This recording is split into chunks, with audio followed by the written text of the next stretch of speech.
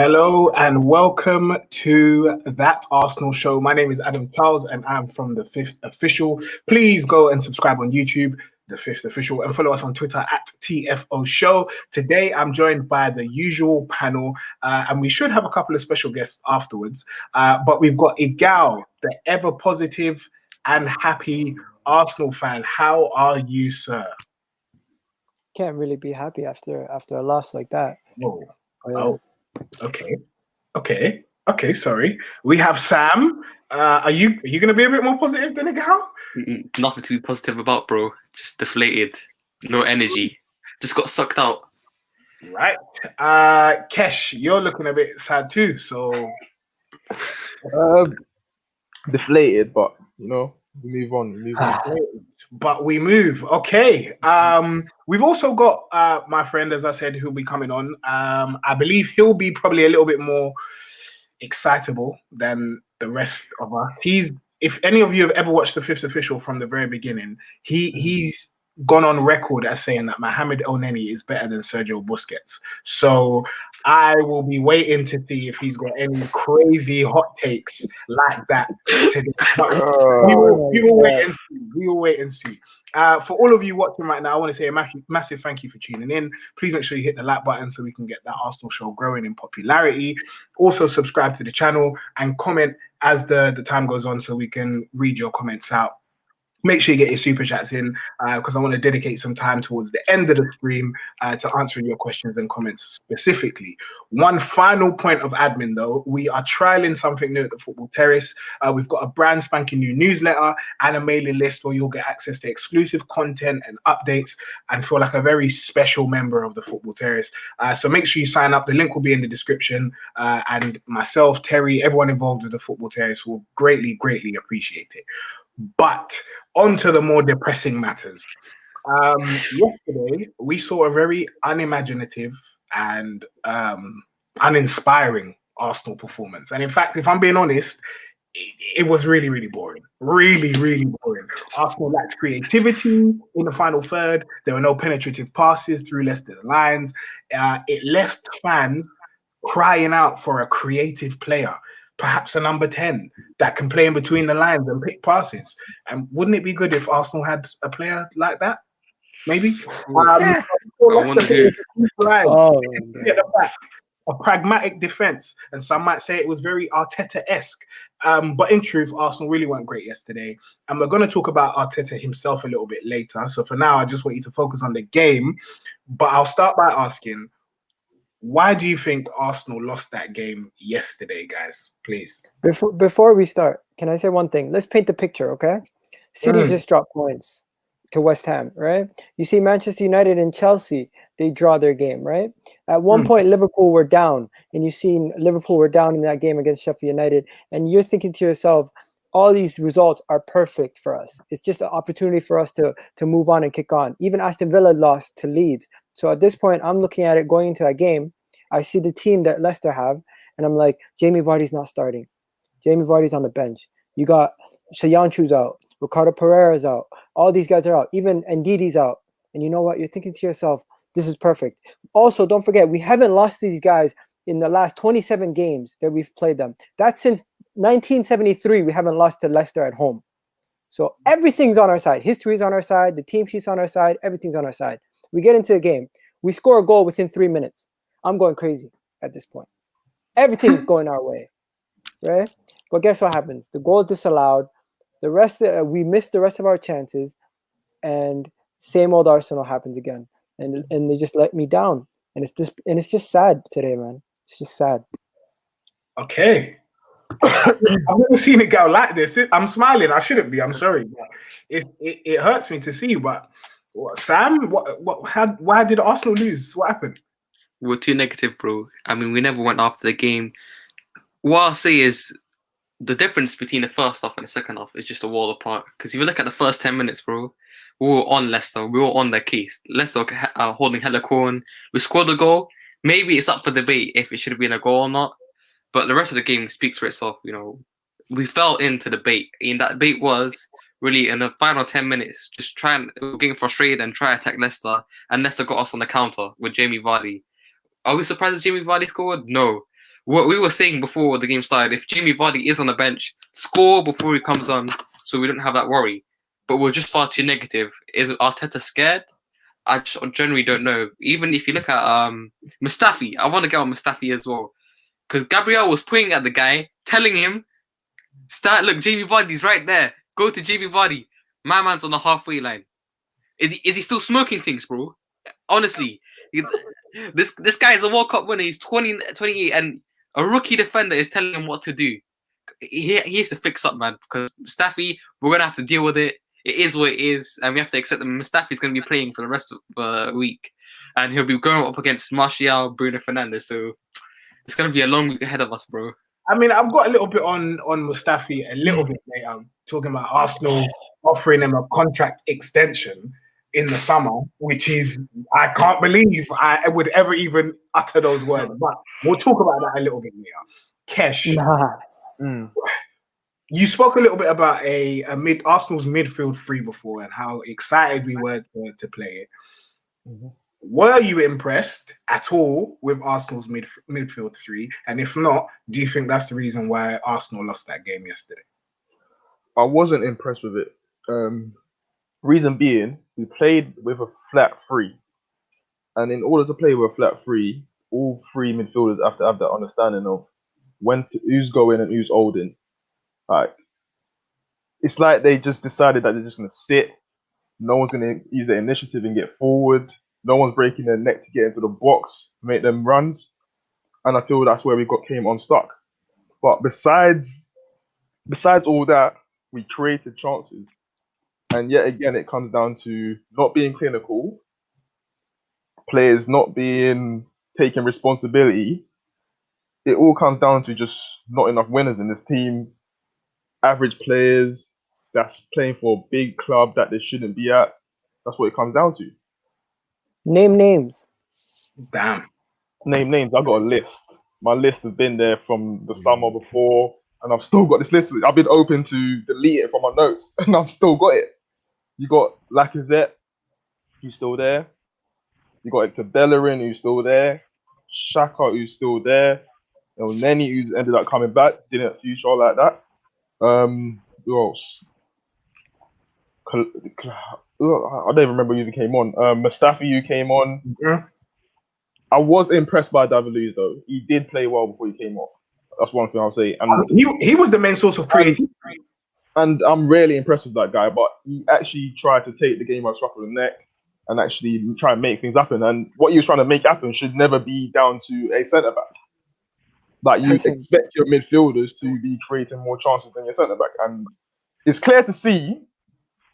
Like, if you look at the game plan and see what David Luiz is doing, you can see that Mikel Arteta actually thinks we have not got no creativity. We can only get something going by using David Luiz, who's exceptional at distributing the ball.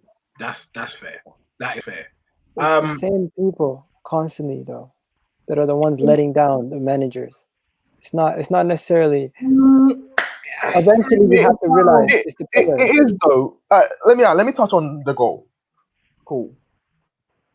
I don't know what happened, but it ended up changing with 5 at the back. Yeah. When you're playing as a back 5, you've got to play as a unit.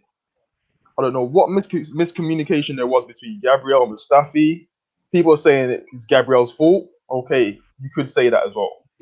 But even if Gabriel was stepped up, our fullbacks were still deeper than Mustafi and Xhaka. So there's a chance that Vardy would have still got through anyway. It's all a bit of miscommunication and wrong system. What Arteta should have done was kept it as a back 4 and told Partey or someone to try and man mark Vardy. Just track him. But the fact it looked like he's assigned that to Xhaka. And let's face it, you're playing against Vardy. As a unit, you should be dropping back a bit, giving yourself a few extra yards to cover that space. Fair. If you're giving so much space in behind and someone with quality of the ball that they played through to Shiyunku and Vardy running on, you're going to get caught out. It's naive defending. It is very naive. It is. And all it comes down to is Arsenal just not doing what they need to do and add quality all over this pitch. If you have a mediocre transfer window, you're gonna have a mediocre transfer season. And when you look at the way the season's set up, yeah, it's all gonna be about goals because everyone's defending shit. And the fact that we can't create, we're gonna struggle. Agreed. We create, bro. Agreed. It's just they don't finish their dinner. We create. They don't finish their dinner. We can say that we Liverpool. Hold on. Yeah, Just want to introduce Dean. Hello. Welcome. Can you hear me? Yeah. We can hear you. And I just want to bring Dean in on this super chat here because you once told me that Mustafi was world class. And we have Rohan Vyas who says that Mustafi. So much for your super chat, Rohan. He says Mustafi is a donkey and donkeys never become horses. Do you blame Mustafi for that goal that we suffered yesterday? Go for it. You know what? I think I blame Xhaka, to be fair, because that who made that run was Unda. That made the run and like Granit. I don't know. He went forward and he just dropped back. Like just looked confused basically. Yeah, smart. I feel like his positioning was poor from the start, so that didn't help. Mustafi's never catching Vardy anyway, even though he should know, like he should give himself some room, at least some space, like give him the chance to catch him. Never gonna catch him. So I think it's probably Mustafi and Granit Xhaka's fault, both of them. That's what I would say personally. Xhaka, to be fair though, I ain't really like Xhaka. Like the midfield for me, like I was chatting to everyone yesterday, I did not feel that midfield. Xhaka, Ceballos and Partey, it just didn't do it for me, man. I don't know. Like I personally, you know what? I think it should be right now on form. It should be Partey and Elneny in there in a 2. I think he should go to 4-2-3-1. And Elneny, trust me, he's an intelligent footballer. Whether you not want to say he's sideways, this is like Xhaka. He was looking like a left back yesterday. I didn't know what was going on. That was the tactic, though. It was dead. So you want Partey The tactic was dead. Partey and Elneny as a 2. If anything, push Ceballos further up. I don't know. Put Pepe as a number 10. I've got something, man. Something's got to switch up. How do we actually think Partey performed yesterday on his own? Because people are comparing him to Vieira. People are saying that we find Vieira incarnate. You understand the severity of what you're saying? Yeah. And yet yesterday we saw him look basic. He looked like nothing. I wouldn't say he looked basic because there was loads of opportunities where he actually played it to the on-running fullbacks. That he actually played them in behind the left back line. With better quality at the end of those passes, things would have happened. Because there's one where he clipped it in behind for Bellerin, and Bellerin's connection for the pass across the box was appalling. Like he started moaning, and there was no one going to get into the end of that. There was no precision on it, no pace on it.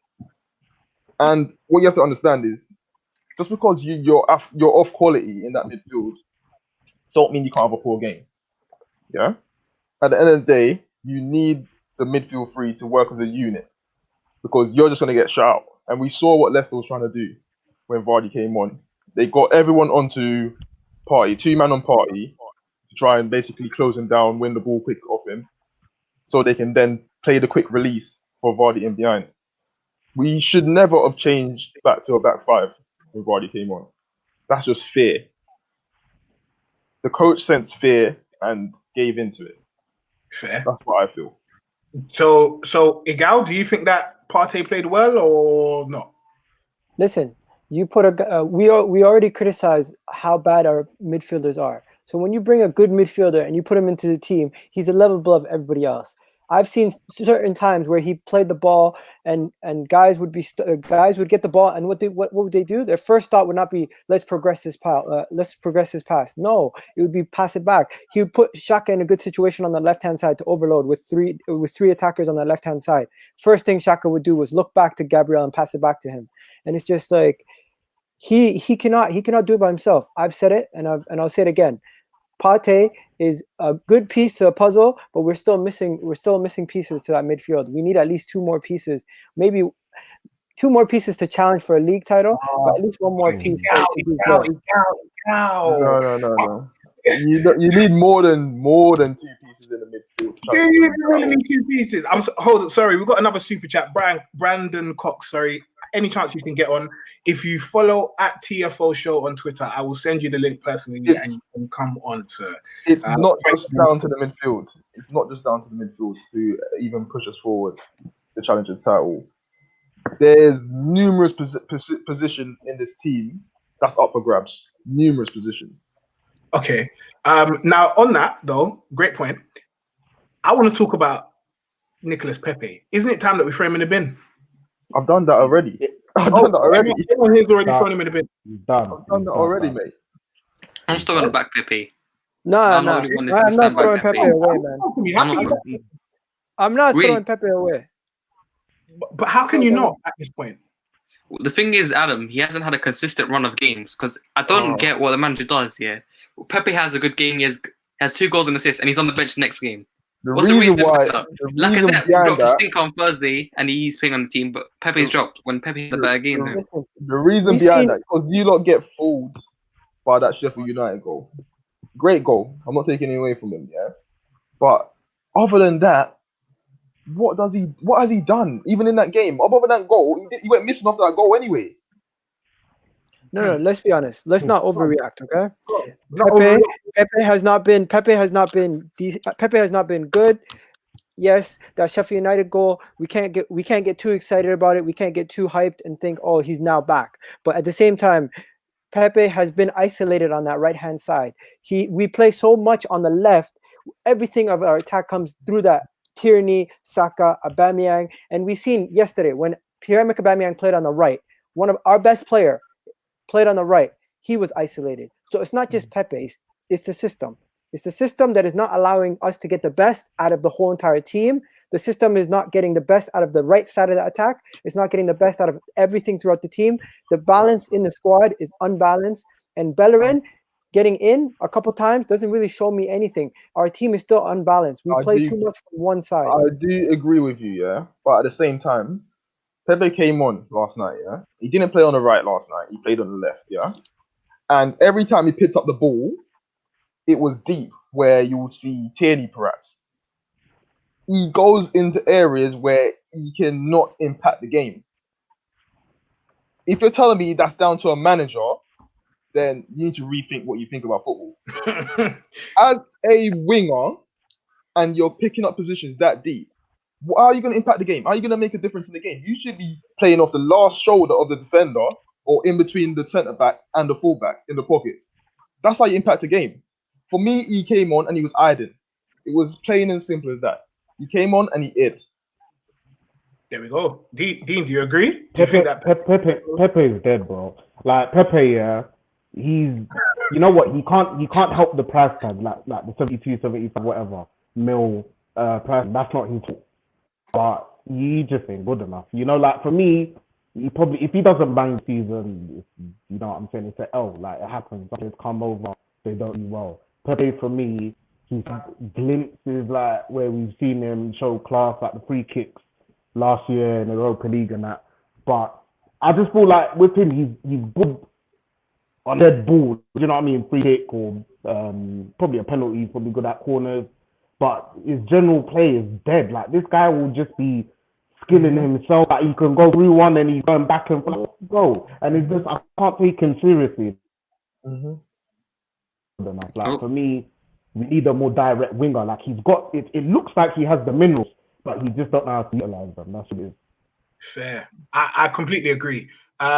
We've got another super chat here from Preem Prodigy. Thank you very much. He says, I will no longer be saying Arteta is just Tony Pulis with an ASOS gift card because the only person it is insulting is the great man himself. And I guess he means it's going to be insulting Tony Pulis. Now, this is a great place to change it. Let me see if I can use some of the stuff that... Wait, let's see. Jeez, that's how we're changing topics now. Come on. Anyway. So let's talk about Mikel Arteta. I really want to do it. I hear all the time that we need to trust the process. I hear all the time that Arteta doesn't have the pieces he needs to the jigsaw that he's trying to put together. He needs more time. But I'm really, really beginning to wonder just how true these things are. And I need to make it clear I'm not calling for Arteta to be sacked, nor do I want another manager in charge. But I think there are enough things at Arteta's disposal for us to be able to see more, for us to want to see more. And I look at teams like Leeds, I look at teams like even Brighton to a lesser extent. And I wonder why, if they can play an exciting, attractive brand of football, why can't we? And so today I was asked a question, hence the title of the stream, is Arteta the new Unai Emery? And that's the question I want to pose to you lot today. All right, let me the new Unai Emery. Let me touch on that because I see this going on Twitter today. Yeah, they're showing Mikel Emery's last year compared to Mikel. Yeah, I think he scored like 13 goals more than what Arteta's got at this stage in his career. Yeah, with more shots. At the end of the day, Emery wasn't backed. We know that. Arteta wasn't backed. This is going on from years of neglect, dropping standards of quality players, and now our fans, because we want instant gratification, yeah, which you don't get at this club because we haven't got someone who's going to go and say, you know what, here's a 200 mil war chest, go and sort the team out. You're not going to get that, yeah. We knew we needed to add quality. We didn't add quality. Is it fair to say that Arteta can change something that's been going on for how many years? These players are not good enough. Right. You can keep trying and trying and trying. Nothing's going to change. I don't care what manager what quality manager is gonna come into this club and say, you know what, I want this job without knowing they're gonna get backed. Ancelotti could not come in and change what's going on at this team. But let me ask you a question. In fact, Igal, I'm going to let you even come onto it because this guy says he's paid money, so I have to read it out. I'm very sorry, Igal. He says, sorry, Igal, you're an embarrassment to the Arsenal fan base. Unbelievable. But let me ask you this question. That's my opinion. No, stop. You can. Let me just say, is Patrick Bamford better than Lacazette? They have the same. Yeah. Why? Because he has more goals than him. Mm-hmm. Bro, is Patrick Bamford better than Aguero? No. My question has to stand. Is Patrick Bamford better than Lacazette? Because Bielsa seems to be getting him playing. Lacazette can't buy a goal. Or can't buy. It doesn't look like he plays with confidence. So what's the difference? The thing is, he's been playing in that system for a while, so he knows Bielsa and that whole situation. And Bielsa is more of an attacking manager anyways. But if you go back to the whole situation with Arteta, what Arteta has done is he sacrificed what we used to be in an attacking team to try to stop us from conceding a lot of goals against teams. We would usually get battered 3-4-0 against certain teams. Now what Arteta has done, he's made us hard to beat. He made us a harder team to beat, but at the same time, he sacrificed one of our biggest strengths, which was our attack. So in one hand, you have us possibly losing big games 4-5-0 or 3-0 sometimes, where now we will lose the game maybe 1-0, but at the same time, we're not creating enough. Attacking wise. So not only has he improved us defensively, he's made us hard to beat against certain teams, and more or less, you're going to see these chances. It's going to go back to the mean. It's not always going to be where we're squandering chances. If Lacazette's not performing, drop him. You have to drop him eventually. I'm not going to be out here defending players who are constantly making mistakes. Lacazette's making too many mistakes. Everyone has to call it as it is. But at the same time, you get those chances to Aubameyang, we could probably have won that game. We created enough chances in the first half to win that game. Don't tell me we didn't. Okay, then let me put something to Dean and Sam. Yesterday, I found out that that David Moyes' assistant at Everton is Arteta's assistant at Arsenal right now. I did not know that.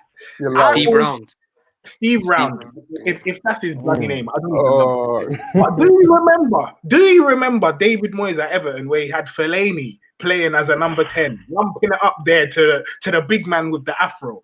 Do you remember where he had people like Stephen Naismith and Tony Hibbert and Phil Jagielka and Yakubu? Do you remember that? Yeah. And this man is Arteta's assistant. So fair enough. He might not have all the pieces to the puzzle, but is it even a puzzle that we want to look at this moment in time? But you know what? I'm just asking the questions. Sam and Dean, please take it away. Answer that question. I'll go first because Go really, on. if you look at the game beginning of the year when before lockdown, you know that funny one against Newcastle, we played attacking football, and almost every game that Arteta played was attacking football. You go on against United, we played attacking wise. Chelsea, our hands was forced, but before that, we were trying to attack Chelsea.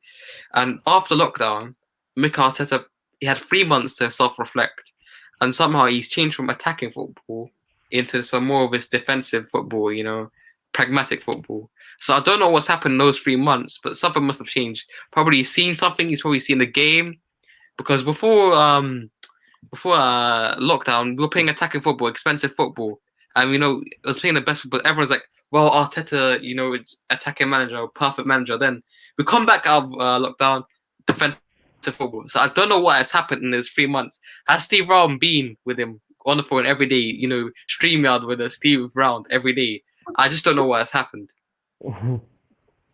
Dean, Yeah. what do you have to say? For me, right now, the football since literally probably from when we come back from lockdown, bar the FA Cup in the Prem, Arsenal have just been so uninspiring for me. The football's dead. I don't know what Arteta's doing. Maybe he don't trust some defenders or the players, but that we're playing, it's just not. It's not good enough. Like when I do think about back in December when we played United at home, we won. The Chelsea game that we even at home, that the football it had you up off your seat. Like it was good to watch, and defending we weren't even too bad, to be fair. And I don't know. Honestly, I don't know what he's doing, because right now I just feel like he don't know his team. This Steve Brown guy or something, I didn't even know that he was at Everton. And to be fair, I wasn't even a big fan of Moisey football, so I don't even know what's going on. You see what all the West Ham people are saying over there, but like, they're not feeling that ball. So it's like I'm very impatient, but I'm trying to be patient with Arteta. He's won the FA Cup, he's won the Community Shield, he's shown me good traits. But when we're lacking all this creativity, when Arsenal don't want to be playing Ozil, but that's a whole other convo.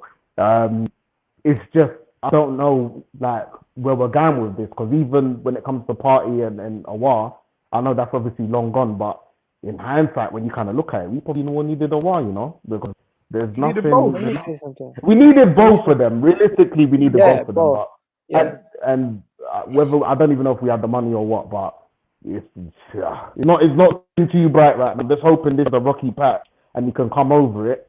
Because I think he's a good manager. I feel like he's a good coach. But we just have to wait and see what the season brings. But I ain't even got. Listen, I ain't got football is about small margins. And if you win the game and you perform bad, nobody cares at the end of the day. Today, we performed bad and we lost the game. That's why this whole meltdown is happening. But at the same time, that first half, we had a decent first half. I'm not excusing the loss, but the first half performance, you can take away certain parts of the first half performance and say, if we would have finished our chances, if that goal wasn't disallowed, those kind of things are still not being spoken about today.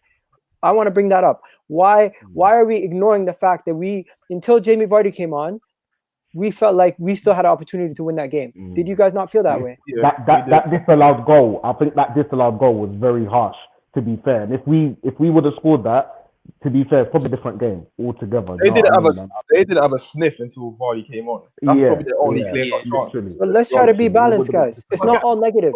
But guys, we say that they didn't have a sniff, but did we? We had a couple of half chances. Was there one clear-cut chance that we could say, "Rah, we should have won that game"? There's two. Clear-cut. Aubameyang, Lacazette. That header, fair enough. Fine. That header that Lacazette missed, you've got to score that. There's no excuse for that at all.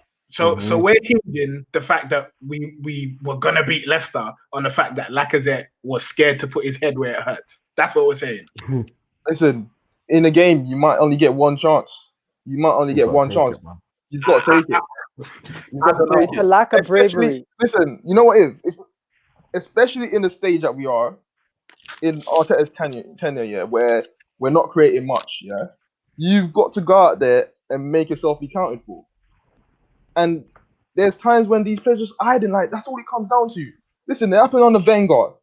They threw him under the bus. It happened on the Emery. They threw him under the bus. Lomberg, threw him under the bus. And as you can see with Arteta, they was performing, they was running so much, making us putting cotton balls over the fans' eyes, and now it's like they're just gone straight back to where they begun from, like where Arteta picked them up from. At the end of the day, this is going on for so many years. Yeah, I feel like it's just the mentality in the club. Like, you know what you need? This needs to be like fucking Football Manager. You just get rid of them all. You spend the money.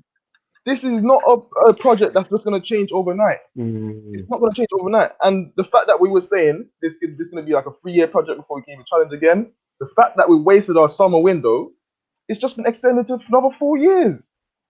Each window we neglect, it's just going to be another year onto it. And Nah, man. even today, when you're reading that they've offered Mustafi a new contract there, what are you smoking? Like, what are your thought process behind that? I don't get it. I don't understand the thought process. I don't know. I just want to address something. There's someone called Zoidberg who says, who does Adam support? I just want to make it clear, just because I'm critical of Arteta, it doesn't mean I don't support him. Nor does it mean I don't support Arsenal. But I'm allowed to ask questions. I would pay my £15 pay-per-view money the same as you, except I find illegal streams. So it's fine. The fact is, I'm allowed to ask these questions. And we have another super chat from Gio Aguilis, who says, Igal, your positivity is great, but the players have to show you on the field.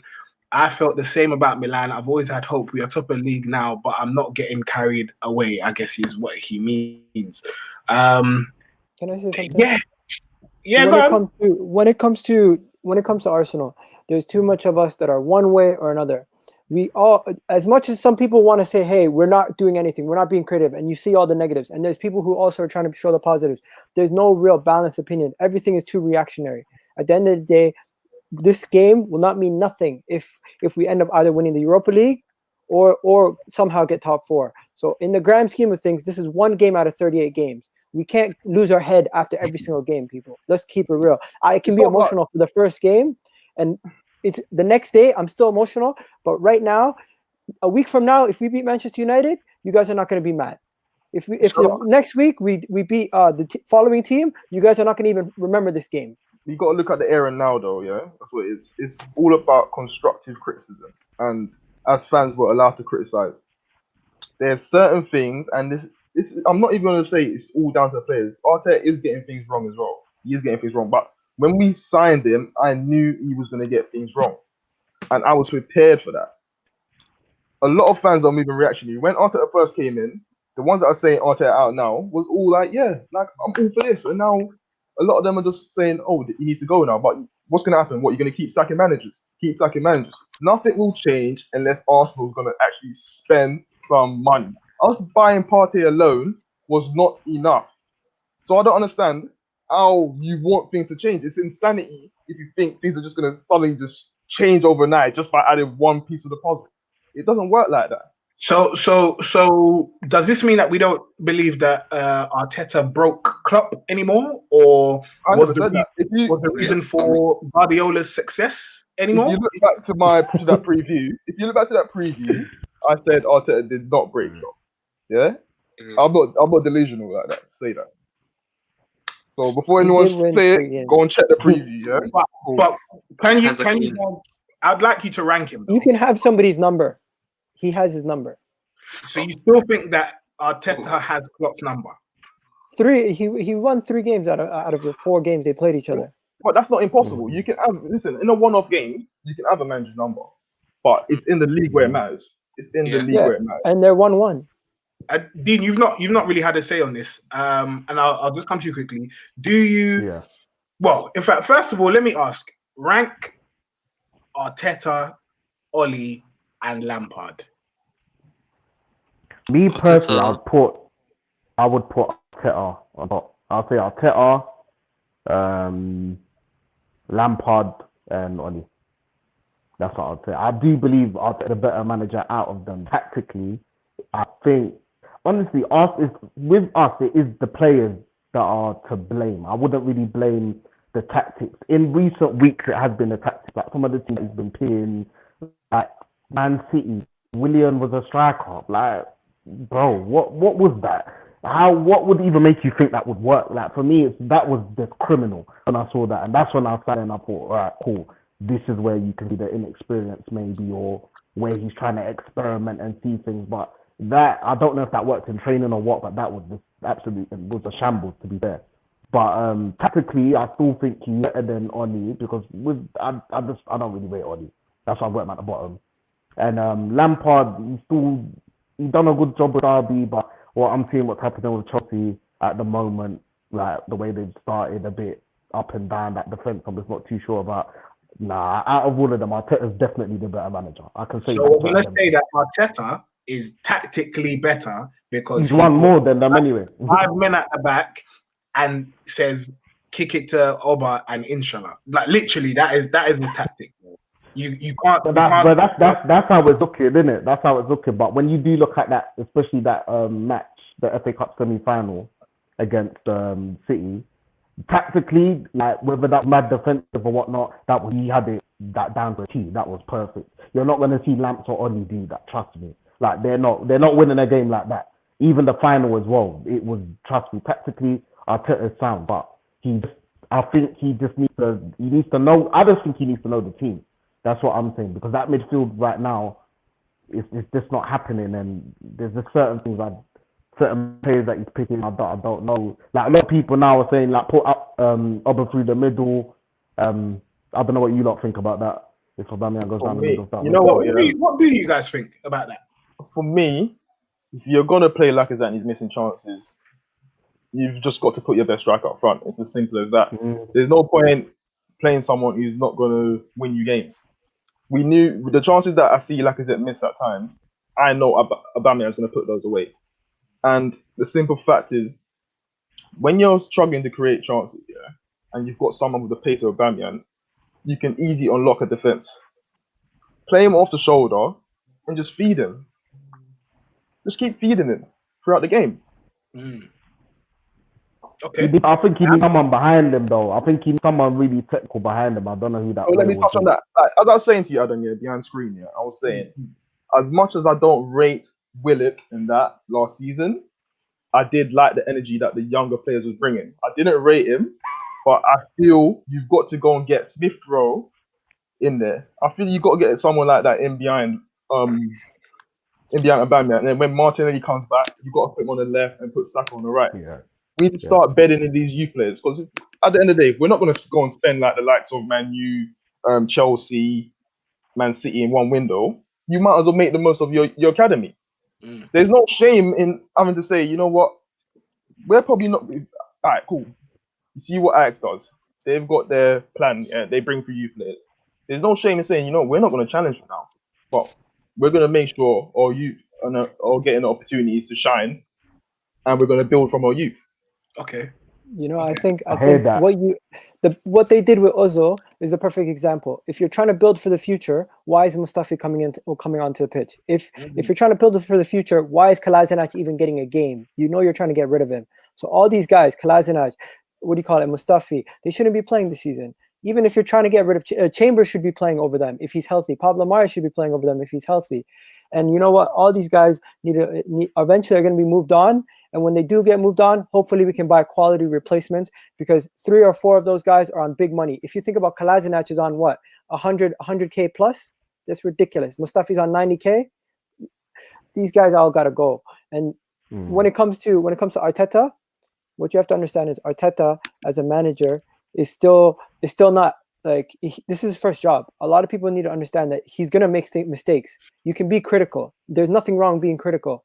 Yes, when he gets it wrong, we have to point it out. But at the same time, he's not on the pitch. There's players that are letting him down, and it's the same players who let Emery down. It's the same players who let Arsene Wenger down, and it's the same players who are going to let the next manager down if we don't change them. That's the problem.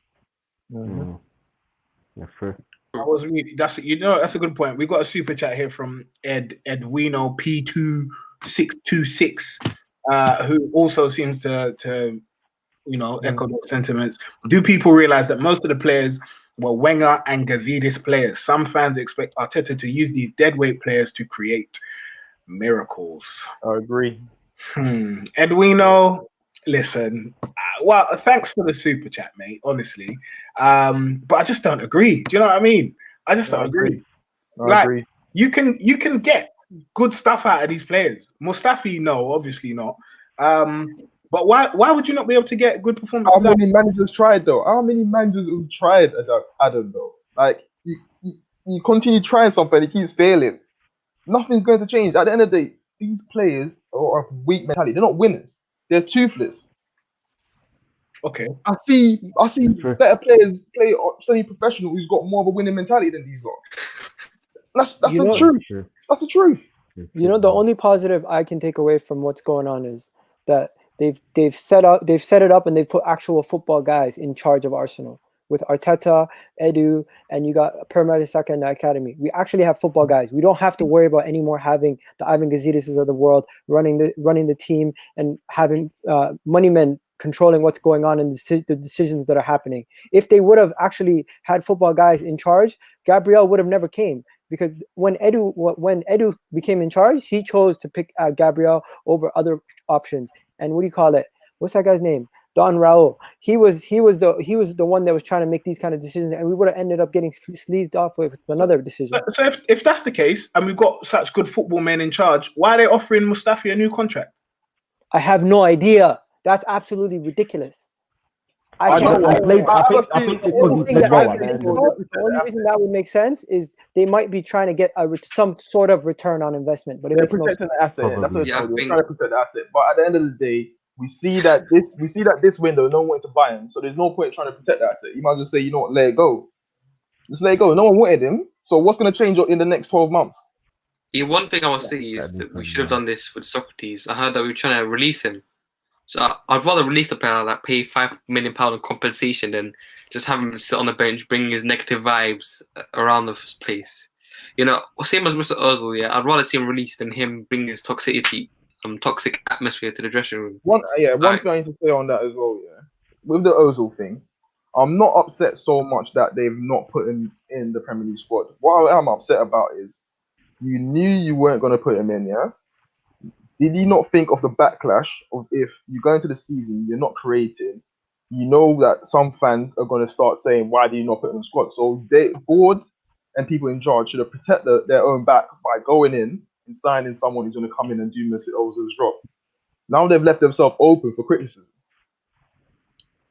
Okay, so do you guys agree that Ozil should be? I can't even believe we're talking about this again. No, I do not believe that he should be in the team because even when he was in the team, we still managed to not break down teams.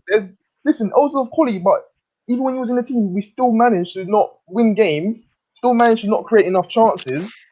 Like, forget about Ozil, and all you lot keep talking about Ozil should be the squad. Listen, we've seen Ozil has potential at one thing now. He can run the Twitter page. He can run the Twitter page. Years old. It's not potential. It's not potential when you're 30-something years old. Nah. I was saying he could run the Twitter page. You guys seen him going mad during Thursday? He can run the Twitter page. That's what he can do. Because at this point, he's not playing football for us. We're the highest paid Twitter admin in the world. He's a big we saying what? Keep Ozil or get rid of him? You know what Ozil reminds me of? That girlfriend that you just been trying to get away from for so long. She's just manipulative. Like, can't relate. She's manipulating the fan everything to sweet, man. Manipulating the fan base. Alright. I like him. I like him. Oh God. I was gonna say I'm gonna introduce Brandon to the stream. Hello, Brandon. How are you? I'm good, mate. Thank you. You? Yeah, I'm not too bad. Let me just ask you a quick question. Do you think Arteta is Tony Pulis in disguise? Sorry, mate, you're breaking up a little bit. Do you think that Arteta is Tony Pulis up a little bit. in disguise? Wait, is he doing this on purpose? Whoa, hello. There's a delay. Hello, sorry. Say that again. Do you think that Arteta is Tony Pulis in disguise? No. But one thing that I will say about yesterday's defeat, for me, was Arteta's fault. He needs to take a lot of the blame for that. I can point out at least 5 or 6 mistakes that he made going into that game. First mistake, Aubameyang. He's your talisman. He's your main goal threat. He's your goal scoring attacker who's going to score you 20, 30 goals a season. And he nullified him. Leicester didn't nullify him. Arteta nullified him by putting him out on the right-hand side. What's he going to do on the right-hand side? You know, we're too one-dimensional. We play always to the left all the time. We attack from the left, and there's hardly ever anything going out on the right. So why are you putting your top goal scorer out on the right-hand side where you can't do nothing? The other thing that I'm going to say as well is his system. His system only seems to suit for teams that come on to us, and that is it. Teams like Liverpool and Man City and Chelsea, we can hype up about the fact that we beat them, we got to the FA Cup final, we won the FA Cup. That's all well and good, that's brilliant. But this system only works against them sort of teams because they're attackers.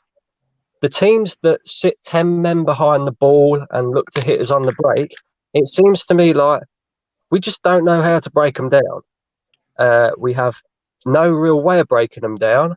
And I don't think it's necessarily to do with the players that are on the pitch, because when that team lineup came out yesterday, I was quite happy with the selection of the team. I just think it's Mikel Arteta's system. He's not quite got the balance right. He's very defensive. I know he worries about the defence. Of course, you're going to worry about the defence. I mean, look at our defensive record in recent years. It's been atrocious. Exactly. But if you're worrying about your defence that much, that you're taking all the attacking aspect of the team away as well, the balance is it's not right. Like, I watched the midfield three yesterday: Thomas Partey, Granit Xhaka, Dani Ceballos. I was happy with that midfield three, apart from when I saw them playing basically in a line. I thought when that team lineup came out, I thought, right, okay, you're going to have Xhaka and Partey holding, and then you're going to have Ceballos in like the number 10 role, creating the chances, and he's going to be the more attacking player, the one who's going to thread the passes through for Aubameyang, Lacazette, Saka. But it just didn't work. It did not work yesterday, and we played it straight into Leicester's hands. We played it straight into Brendan Rodgers' hands. They had their game plan. They knew exactly what they was going to do. We all knew exactly what they was going to do, and it worked. And it clearly credit to Leicester, to be fair. True. But Brandon? we need to start questioning Mikel Arteta. I know he's a rookie manager. This is his first job, but he needs to be questioned. He does. Brandon, I think that's fantastic. Well done. Well, anytime you want to come back on, you're welcome, sir. You are welcome. Love it. Thank you. Appreciate it. So there we go. Brandon has just told you all that basically Arteta's not it. That's pretty much what he said. Nah, that's not what he said. No. He's too defensive. But I hear that Arteta is too defensive, and I'm sure he's got his reasons why. Like Brandon said, I guess in the last 10 years, that the amount of goals that we shipped in has been like not acceptable. But you just, for me, like, to be with Arsenal, you have to play with no fear. You have to play forward. Like most teams these days that you see in a City away, like Leicester and even a Palace and whatnot, they're playing attacking football. They're not necessarily just defending and just hoping to get a little header from a corner or something. Even though stuff like that does help, but I mean, we're meant to be Arsenal. We're meant to be a big club. Why are we playing with such a little club mentality, in the sense that we're hoping to get a half chance? And you know what, we got Aubameyang, so if we just hit one on the top, you got to nick it and just put it in the back of the net. It's not good enough. We need to learn how to control games again. I feel like from the Wenger era, where we were like controlling games and still getting pumped, still losing, maybe there's some sort of Are Arsenal a big club? True. Different quality players, though. Don't say that. The club is, players aren't. you had the likes of Nasri and Fabregas, Rosicky. Like you told me, apart from Partey, you told me Xhaka and Ceballos come close to these them players that we had. No, They don't But come close. they seriously, don't come guys, close to what he had at Atletico. He They had don't come close. He had Sula, he had Koke next to him. None of our players are nowhere near those guys. But you know, back then we had Nasri and all these players. People were telling us that our team was rubbish. So we knew that they were sick, but everyone else didn't rate these players like that. Because We had ballers, but we weren't rated. They were quick to grab We them. weren't rated. It's not till we look back on it now. We're like, you know what? We're actually shit. Like we didn't even appreciate them when we had them. Like players like Nasri, even someone like Rosicky, and you know all these other songs. You know what I'm saying? These players were actually ballers. Like they were actually good. Okay. But just for the last sort of 5 to 10 minutes, I just want to ask you guys about your predictions, because we've got Manchester United coming up. It's next, I believe, isn't it? It is next, but we've got Manchester United. Europa League, then United. Yeah, I forget the Europa League. No one cares about that. Let me ask you, who's winning the game? It's gonna be the deadest game you've ever seen in your life, bro. Yeah. I'm gonna have to head out, but let me just go quick. You know what's gonna happen, right? You know what's gonna happen. What's gonna happen is we're gonna go to Manchester United. We always end up finding a way to getting the first goal, and then Manchester United is gonna come back and they're gonna nick the win. Because when we go to Old Trafford, we never win a game. I haven't seen us win a game at Old Trafford in so long. It's actually ridiculous. Just every time, it always happens. Old Trafford is a bogey place for us. We never win at Old Trafford. It's just annoying. And you know what? As an Arsenal fan, I always predict us to win the game, and I hope we can win it. But in my heart of hearts, I always say to myself, it's going to be tough going to Old Trafford and trying to win a game. And their midfield is just way better than our midfield. So score prediction? Yeah. I'm gonna go with the draw 1-1, but I think they might nick it at the end. Wow. Okay, Igal, thank you very much for joining. Okay, Kesh, talk to me. Are Arsenal gonna beat Manchester United? I'm gonna go for a 2-1 win, Arsenal. Scorers? I